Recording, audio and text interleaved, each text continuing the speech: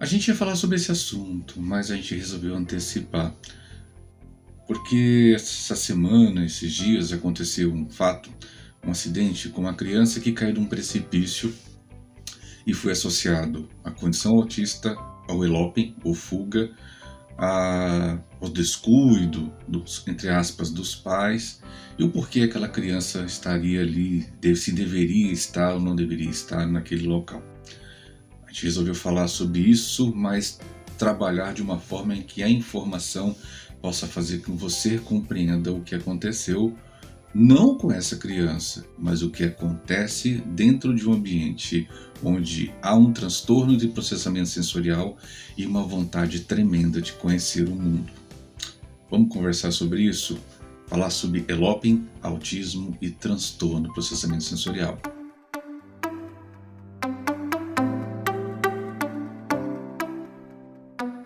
Esse é o canal Meu Mundo Autista, esse é o Alexandre Soledade. Muito obrigado por você estar aí. Muito obrigado mesmo, porque vocês têm feito crescer o nosso Instagram, @MeuMundoAutistaMT, vocês têm feito crescer o Spotify, as plataformas de áudio, em que nós temos os nossos canais de podcast e assim por diante. Vale a pena você dar audiência pra gente, porque quanto mais você clica, você comenta e compartilha, essas plataformas entendem que esse canal é importante. Se você acha que é importante, clica, dá essa moralzinha pra gente. É rapidinho falar, você vai seguir a gente e vai fazer que essa informação chegue até as pessoas. Vamos falar sobre, não vou falar sobre o fato que aconteceu, porque já foi esgotado e fica dando muita audiência para uma situação tão negativa que nesse momento os pais não merecem ficar escutando tanto. Essa situação é até muito falada hoje em dia, tem muita gente até criando, mas por que tudo no autismo tem nome de inglês? Pouco é irrelevante, você sabe, gente, se chama eloping ou fuga, você tem que entender e saber que essa situação existe. Mas uma coisa importante, o eloping, que é essa fuga, a criança está lá quieta e de repente dentro dela habita algo que fala, não, quero correr, vou sorrir, vou sair correndo, e ela se coloca em perigo, ela se coloca em risco. Então, isso não é coisa de autista somente. Crianças fazem isso com determinada frequência. A criança não tem esse padrão, esse parâmetro do que é seguro, e se ela vai se colocar em situação de vulnerabilidade, ou de insegurança, ou de perigo, de risco. No autismo, acontece muito, sim, dá-se visibilidade muito, mas isso não é coisa somente de pessoas autistas. E é importante, gente, existe um outro fator agregador chamado transtorno do processamento sensorial que pode ter mais relevância com o eloping do que necessariamente a condição autista. Vamos conversar sobre isso bem rapidinho? Então, para quem já estudou comigo aqui, que já percebeu, eu já falei outras vezes do transtorno do processamento sensorial, que é uma forma que a criança, o jovem, o adulto, a pessoa, ela tem uma capacidade diferente de absorver ou registrar ou modular o que vem do ambiente. E ele, de certa forma, tem duas vertentes, uma hipersensível e uma hipossensível. A hipersensível é aquela que a gente mais conhece, que as pessoas falam sobre o autista, que o autista coloca a mão no ouvido quando tem local que tem muito ruído, ou muitas luzes, muitas informações, ele chega ao ponto de ele estar sensorialmente estimulado, muito estimulado, que ele entra em crise sensorial e assim por diante. Para isso tem salas sensoriais em que se reduz ruídos, estimulações, estímulos assim por diante. Mas muito pouco se fala sobre um outro, o irmão coloreado junto dessa hipersensibilidade, que é o hipossensível. O hipossensível, vocês vão entender porque eu estou chegando nisso, o hipossensível é justamente o contrário. Para que ele tenha a interpretação do estímulo, ele precisa que esse estímulo seja over, ou seja, que seja muito maior. Então é muito comum, inclusive, pessoas com transtorno de processamento sensorial quererem, ao invés de menos estímulo, ela querer mais estímulo. Por exemplo, uma criança que vai te abraçar, ao invés de ela fugir do abraço, porque o abraço fornece muito estímulo, ela quer um abraço muito mais apertado que o normal. Ela aperta muito forte, ela pisa muito forte, ela anda pela casa pisando forte, você escuta ela de longe pisando com os calcanhares, então ela precisa de mais estímulos para poder sentir. Então, para sentir o chão, eu preciso pisar muito forte. Para sentir o seu abraço, eu preciso te abraçar muito forte. Inclusive, é muito comum vê-las com fone de ouvido, com sons alto, celular muito alto e assim por diante. Elas existem sim, dentro do transtorno do processamento sensorial. E a minha filha é uma delas. Ela tem realmente o TPS para hipossensibilidade, e na hipossensibilidade ela gosta muito, né? E o que isso tem a ver? Existem situações em que o transtorno do processamento sensorial ele pode ser hiper, hipo ou os dois. Ele pode ter hipossensibilidade para determinadas situações e hipersensibilidade para outras. Então acontece uma condição mista. Mas por que eu estou explicando isso? Você está vendo que eu estou desvinculando do autismo, mas sim do transtorno? O transtorno do processamento sensorial acontece em cerca de 5 a 16% da população. Se a gente pegar que a população de autistas, segundo o censo, é de 1,2%, você pode ver que é 3, 4, até, sei lá, 7 vezes maior a possibilidade do transtorno do processamento sensorial acontecer em pessoas típicas também, não só autistas. Mas isso que tem a ver com ELOP? Crianças que têm o TPS, que é o transtorno do processamento sensorial, associado à hipossensibilidade, eles têm uma possibilidade maior de acontecer o ELOP. Como é que funciona isso? Já que eu preciso de maiores estímulos, eu preciso de sentir o vento na cara, sentir a reação dos movimentos dos braços, tudo que pode me fornecer de forma over, né, sobre o que está acontecendo no mundo, a possibilidade de sair correndo é maior.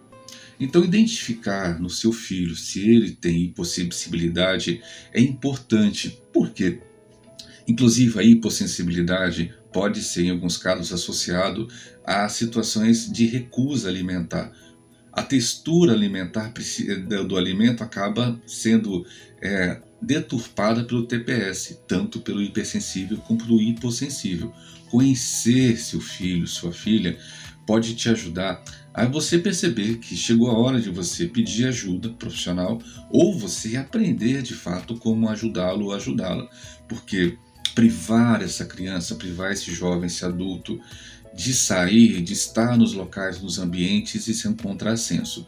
A gente pode sim mitigar os riscos, tentar fazer o possível para que a gente possa ter maior segurança para que ele ou ela possa explorar o mundo. Mas precisa entender que existe uma condição que é muito maior que o autismo, que tem a ver com como eu recebo esse input sensorial. Então tudo que está acontecendo em meu filho, minha filha ou em mim, depende se eu sou autista, né? Vai reagir de uma determinada forma. Eu posso ser hiperreativo ao ambiente ou hiporreativo. Sendo hiporreativo, abre um sinal de alerta maior para fuga. Eu preciso saber que talvez num determinado momento, para que ele possa fazer, ele ou ela fazer ajustes sensoriais, ele vai sair correndo na braquiária, vai sair e vai disparar e se colocando em risco. O caso que aconteceu pode ter sido de fato um caso nesse sentido, porque os dados das informações é que a criança tinha o espectro autista. Novamente, o fato de ser autismo muitas vezes estigmatiza a essas condições acontecerem somente com autistas. Prova é que tem pesquisas que falam que crianças autistas têm 65% das vezes em que uma criança autista ela tem um episódio de ELOP, que é esse de fuga, e em 65% das vezes acontece algum tipo de lesão ou machucado ou contratura ou alguma coisa nesse sentido. Isso eu não estou colocando nenhum riscos à vida dessa pessoa, mas só o fato dela sair correndo na braquiária, ela pode se arriscar. Mas a solução, gente, não é prender a criança pelo braço. Não é colocar uma mochilinha nas costas. Isso pode talvez te ajudar se você tem dificuldade de correr ou de tomar uma atitude mais drástica ou no começo do processo de ajuste ou de aprendizagem.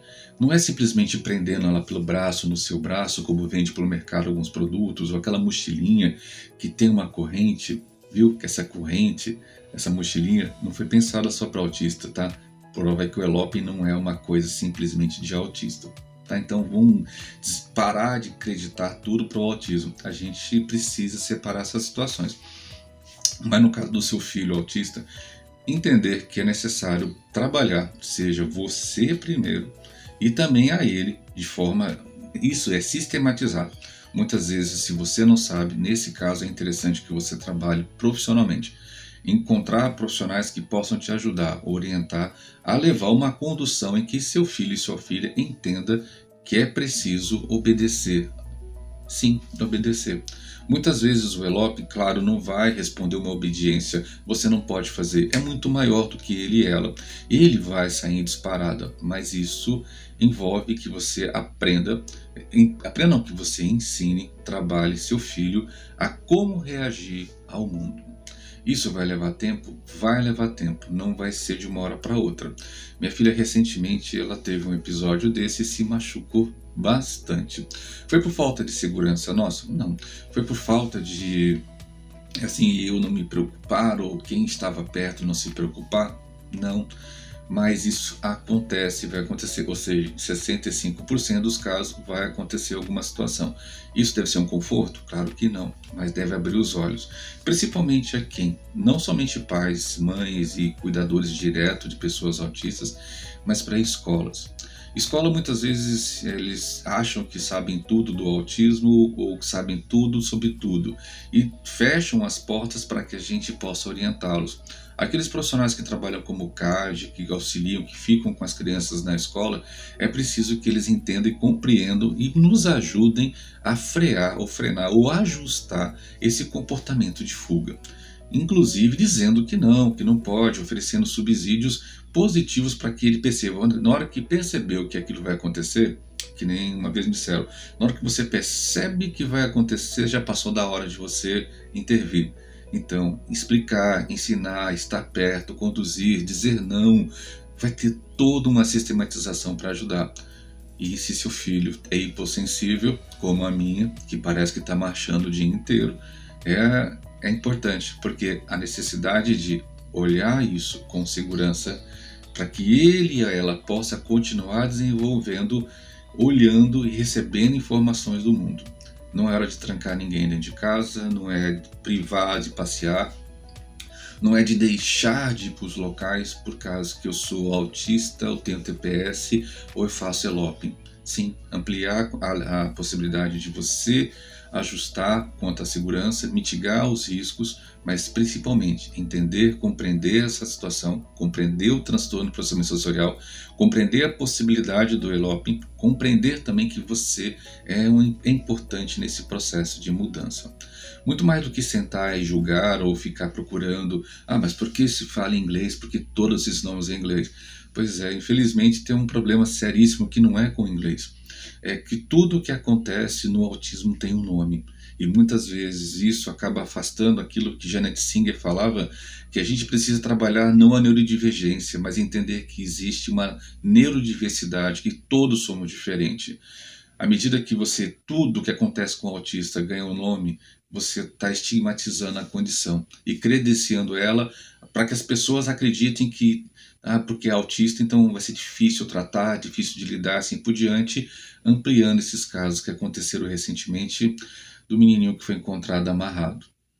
Pois é, se as pessoas observassem que talvez aquilo ali faz parte de uma neurodiversidade, se aquela criança é neurodiversa, não somente neurodivergente, as escolas poderiam ter uma atitude muito melhor do que amarrar a pessoa numa cadeira. E desejo à família que teve esse infortúnio quanto à criança que supere no dentro do possível e não se culpe. E aqueles que têm filhos autistas ou não autistas, grava isso. O ELOP precisa ser observado de forma diferente. Você precisa ser mais protagonista dessa situação. Não simplesmente resolve se colocando uma corrente. Porque você coloca uma corrente no braço ou uma mochila, você não necessariamente vai...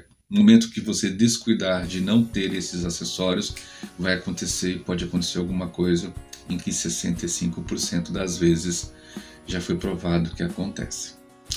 Pensa bem, o autismo não se resume a isso ou aquilo. Dentro de uma pessoa autista continua crescendo uma pessoa típica, e aí seu filho típico ou atípico pode realmente ganhar muito com esse conhecimento que você aprendeu aqui hoje. Tá bom? Espero que você tenha entendido. Se gostou, curte a gente, compartilha. Tá? Até a próxima.